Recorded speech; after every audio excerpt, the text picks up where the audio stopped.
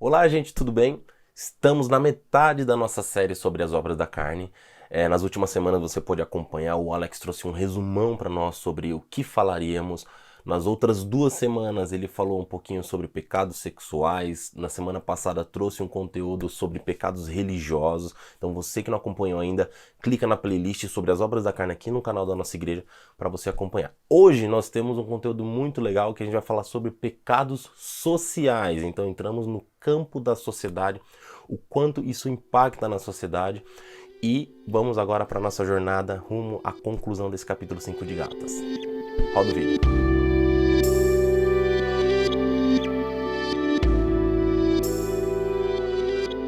Gálatas capítulo 5, no versículo 19, diz assim: Ora, as obras da carne são conhecidas e são imoralidade sexual, impureza, libertinagem, idolatria, feitiçaria.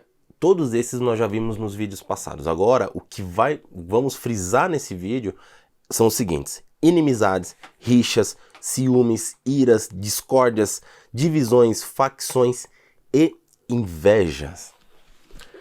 De bate-pronto, a gente já consegue perceber, né, até mesmo pela nossa vida, pela nossa rotina, nosso dia a dia, os pecados eles já estão na natureza do homem, né, desde a queda do homem no Éden. E quando nós analisamos esses 8, né, repetindo, quando a gente fala de inimizade, quando a gente fala de rixas, ciúmes, divisões, facções, invejas, iras, todos esses adjetivos, essas manifestações de pecados, quando nós olhamos para a nossa vida, nós cometemos sem perceber, né? Acontece de uma forma natural. E por mais que isso passe despercebido, quando a gente olhar para a nossa vida e olhar para aquilo que a Bíblia está dizendo no final do versículo 21 desse texto, diz que pessoas que praticam tais coisas não herdarão o reino dos céus. Nós comprometemos o nosso relacionamento com Deus numa escala muito grande. É algo muito prejudicial porque nós não entendemos exatamente sobre o que é viver no Espírito, porque nós acabamos cometendo os mesmos erros. Então, algo que nos chama a atenção, né, e você deve ligar o seu sinal de alerta, é que todos esses pecados que nós citamos, seja inimizade, a ira, o ciúme, enfim, ele não diz respeito somente a mim, ao que eu cometo, mas o impacto que ele gera no outro. Quando a gente fala de pecado social, realmente ele entra no campo de sociedade, né? E o cúmulo do egoísmo do ser humano faz com que esses pecados sejam cometidos, e às vezes a gente pensa que isso só compromete o nosso relacionamento com Deus. Mas pessoas que também não estão preparadas para lidar com esse tipo de comportamento que nós temos e acabamos cometendo esses tipos de pecado, nós também somos responsáveis de uma certa forma pelo comportamento que ela exerce e talvez do relacionamento que ela tenha com Deus. Porque, como nós falamos, pecados sociais refletem de alguma forma na sociedade. Ele traz de alguma forma algo prejudicial que vai contaminar a natureza do homem, a mentalidade e o coração. O texto de Gálatas ele traz à tona para nós uma condição humana, uma condição verdadeira e uma condição muito atual sobre comportamento do ser humano. E esse comportamento, quando nós olhamos para as pessoas que estão à nossa volta, para algo que cometemos à nossa volta, nós precisamos entender que o comum é diferente do normal, né? Existe uma frase que ela diz assim, que o certo, ele é certo mesmo quando ninguém está vendo. E o errado é errado mesmo que todo mundo esteja fazendo. Então, o comum, por mais que todo mundo cometa, todo mundo faça, não quer dizer que é o normal, porque o normal realmente é a nossa natureza em Cristo. Aquilo que Cristo deixou para nós como essência, o Espírito Consolador, que nos convence do pecado, nos convence do juízo. Quando nós conseguimos compreender isso, nós nos tornamos pessoas diferentes em Cristo. E de repente a gente fala, Júlio, tá todo mundo fazendo aquilo. Poxa, mas é normal a gente se irar. Ciúme quem não sente ciúmes, né? Então quando a gente coloca isso à prova na nossa vida, e eu quero deixar isso muito claro para você, que não é porque é comum e todo mundo está fazendo que está certo, né? A natureza do homem, por mais que ela seja uma natureza pecaminosa, nós temos uma referência de santidade que é Cristo, que é quem nos aproxima realmente daquilo que nós devemos ser em Cristo. Por isso que a palavra de Deus ela existe. né? Por isso que Paulo, quando ele fala às igrejas, ele é muito claro sobre as consequências que tem dos nossos pecados e sobre por que o Espírito Santo está nessa terra e por que nós precisamos exercer a nossa vida de reino. Agora, se a gente pegar todos esses 8 delitos, esses 8 pecados, nós conseguimos dividi-los em 2 grupos. Então, o primeiro grupo, vamos chamar eles de grupos em conjunto, que são aqueles pecados cometidos que atingem uma massa um pouco maior de pessoas, que são as rixas, as divisões, as discórdias e as facções. Júlio, mas como isso acontece? Quer ver que você já presenciou, talvez até cometeu, já foi até vítima de quem cometeu esse pecado e você nem percebeu, né? Vamos falar de dentro da igreja. Já viu aquele grupinho que, gente, eu só ando com o pessoal do louvor. Eu só ando com o pessoal da cantina porque no final do culto eu tenho a irmã lá que ela me dá de graça a coxinha, eu não preciso pagar, né? E isso acaba trazendo uma mentalidade um pouco distorcida, porque nem todo mundo enxerga que aquilo é uma forma de você abençoar a vida de alguém. Isso gera rixa, porque o irmão do lado começa a ver, o outro irmão começa a falar mal de você. Não, eu só ando com o pessoal da intercessão, porque o pessoal da intercessão são os santos, aqueles que só oram, aqueles que manifestam o poder de Deus dentro da igreja, né? Então, essas rixas acabam acontecendo dentro da igreja e acabam se tornando pequenas facções. Olha que palavra forte, né? Porque a gente está acostumado a falar de facções, olhar para a criminalidade. Aqui na região de São Paulo a gente tem o PCC, no Rio de Janeiro tem o Comando Vermelho, no Nordeste, se você for ver, tem pelo menos 15 facções do crime organizado que comandam todas essas responsabilidades que eles têm, vamos dizer assim. Então, quando nós olhamos o tamanho da proporção que pode causar esse tipo de erro que nós temos dentro da igreja, nós precisamos começar a pensar que se realmente nós estamos vivendo conforme aquilo que Jesus nos ensinou. Que é viver em união, é viver em comunhão, que é viver em paz, né? Talvez você fale, Júlio, na minha igreja não acontece, tá? Mas tem milhares de igrejas que têm o mesmo problema, têm a mesma dificuldade. Por quê? Nós estamos falando de relacionamento, nós estamos falando de convívio social realmente. Nada que a gente faça vai ser 100%, vai ser perfeito, mas o quanto nós estamos nos precavendo para que esse tipo de situações elas sejam eliminadas, né? O quanto de divisões aconteceram, né, na história da Bíblia, na história da humanidade, que hoje, se esse tipo de situação voltar a acontecer, o impacto que isso pode gerar, seja positivo ou negativamente, a gente não sabe, porque a confiança foi rompida lá atrás, né? Existem estados, existem países, nações guerreando, divisões de terras porque não acreditam na política de outro, né? E tudo isso faz parte desse tipo de conjunto. E o segundo grupo é o grupo dos pecados que nós cometemos no mano a mano, sabe? Eu contra somente uma pessoa, então o impacto acaba sendo menor no raio de alcance que esse pecado ele pode acontecer, ele pode atingir, né? Onde a gente tem a inveja, as inimizades, os ciúmes e a ira, né? Júlio, mas como isso acontece? Você vai ver que é tão natural, a gente comete tão naturalmente que a gente acaba não percebendo. Eu vou falar de ciúmes agora. De ciúmes ele tem 2 frentes.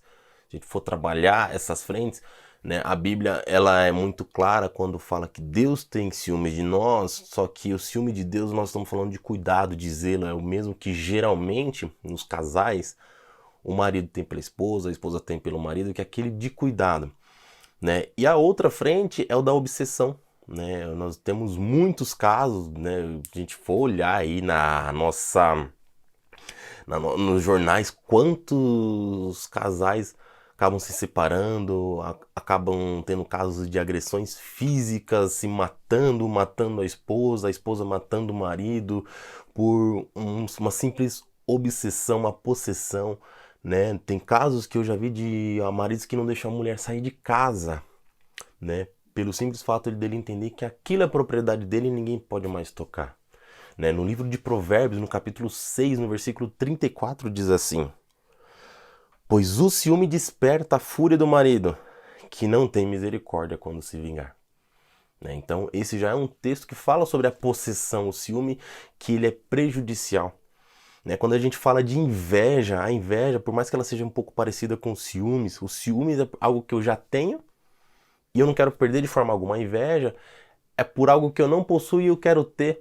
Poxa, eu vi que aquele irmão ele tem um carro, ele tem uma casa que eu queria ter, né? E infelizmente a nossa mentalidade ela acaba sendo muito materialista e a gente se apega a essas coisas terrenas, esquecemos o que é eterno e o terreno acaba consumindo a nossa mente de uma forma e o nosso coração a ponto de nós sentirmos inveja por aquilo que a pessoa tem, né? A ira, quando a gente fala de ira, Júlio, mas a Bíblia fala ireis, mas não pequeis, mas a gente só se apega a esse texto. Vamos ver o que o texto diz lá na frente.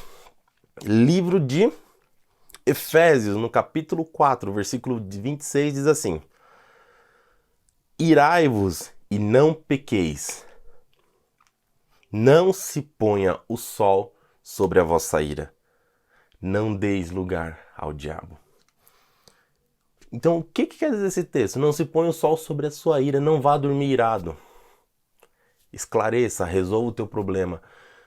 Porque quando a gente fala, eu estou irado, mas eu não vou pecar, as pessoas não entendem que o contexto do versículo fala, não se põe o sol sobre a tua ira, ou seja, resolva o teu problema, acalma o teu coração, coloca a tua mente em Deus, direciona o teu coração para com Deus, para que você não continue com essa ira dentro de você. Porque as pessoas falam que, eu vou irar, mas não pecar, e fica irado a vida inteira. Isso gera amargura, isso gera rancor, isso gera problemas muito mais graves que a gente imagina. Se a gente for olhar até mesmo questão de saúde, pessoas depressivas, pessoas que adquirem câncer por conta de mágoas que guardaram, por causa de iras de pessoas, de relacionamentos frustrados. Vocês entendem o impacto disso? As inimizades que a gente tem, as pessoas com quem a gente não quer se relacionar, né? E quando a gente fala de inimizade, a gente lembra lá de Mateus, no capítulo 5, no versículo 38 e 39. Quando Jesus está no Sermão do Monte, ele fala sobre a outra face. Sabe por quê? Quando a gente fala de inimizade, as pessoas estão falando assim, Júlio, eu não sou inimigo de ninguém. Eu já perdoei quem me maltratou. Eu já estou liberto daquela pessoa. Só que assim, eu perdoei ela no lugar dela, eu no meu. Ela que não passe na minha frente. Daí talvez você tá falando, minha vida tá assim, tem pessoas que eu me relaciono e estão nessa situação. E lá em Mateus, no capítulo 5, no versículo 38, diz assim: vocês ouviram o que foi dito, olho por olho, dente por dente. Isso no tempo da lei. Jesus responde, 38, a ele mesmo, 39, perdão. Eu, porém, lhes digo que se oponham ao perverso, ou seja, não compactue da mesma atitude da pessoa que está te fazendo mal. Se alguém lhe der um tapa na face direita, ofereça também a outra. Então, quando a gente fala de inimizades, quais são os níveis de amizades que nós temos, quais são os níveis de inimizades que estão à nossa volta e os perdões que talvez eu não tenha liberado de coração, porque quem perdoa, o perdão não serve para você esquecer. Não serve para você esquecer o que a pessoa fez, mas ele serve para você libertar o teu coração, para que você não tenha esse tipo de situação que acaba te prejudicando. Para ficar mais claro tudo isso que a gente está falando, eu quero trazer para vocês aqui duas histórias muito conhecidas. Né? Você já viu em novelas, muitos pastores usam nos púlpitos, pregam sobre as referências que esses grandes líderes da Bíblia são para a nossa sociedade, o quanto as lições que eles trouxeram para nós acaba influenciando hoje na nossa vida. Né? Numa linha cronológica, eu quero falar primeiramente de Jacó. Jacó, todo mundo sabe quem é, filho de Isaac. Jacó foi aquele que roubou a bênção do irmão. Jacó, na verdade, começou ali, né, quando ele se aproveitou da situação, da circunstância, da fragilidade, talvez, do irmão dele, e acabou tomando para ele a bênção da primogenitura. Né? Então, ele já começou ali pelo engano, criando uma inimizade, criando ira. Olha o contexto, com um pecado cometido. Inimizade, ira, divisão, porque ao longo da história de Jacó diz que ele partiu da terra de seu pai e foi para uma outra terra. E nesse meio tempo, seu irmão acabou sendo o líder de um povo. E quando Jacó retorna, ele retorna com o seu povo também. Então nós temos ali usando o termo que nós acabamos de ler, duas facções, duas divisões. Então nós já falamos aqui de 4 pecados, 4 manifestações que acontecem por conta de um movimento que é feito por nós que às vezes a gente nem percebe. Vocês entendem isso? Quando a gente fala de, poxa, é tão natural a gente cometer pecado, é tão comum a gente cometer pecado, o impacto que ele gera é muito maior. Né? E a gente pode até citar outra, que tem a rixa que criou entre ele e o irmão dele não queria ver ele de forma alguma, se ele voltasse para lá ele tinha medo de voltar para ser morto por conta de uma decisão que ele tomou que acabou comprometendo seu relacionamento e mudou totalmente a realidade de vida que ele tinha. E avançando um pouquinho na história, temos José, que é o filho de Jacó, né? E Jacó tinha como seu preferido, porque era o filho da sua velhice.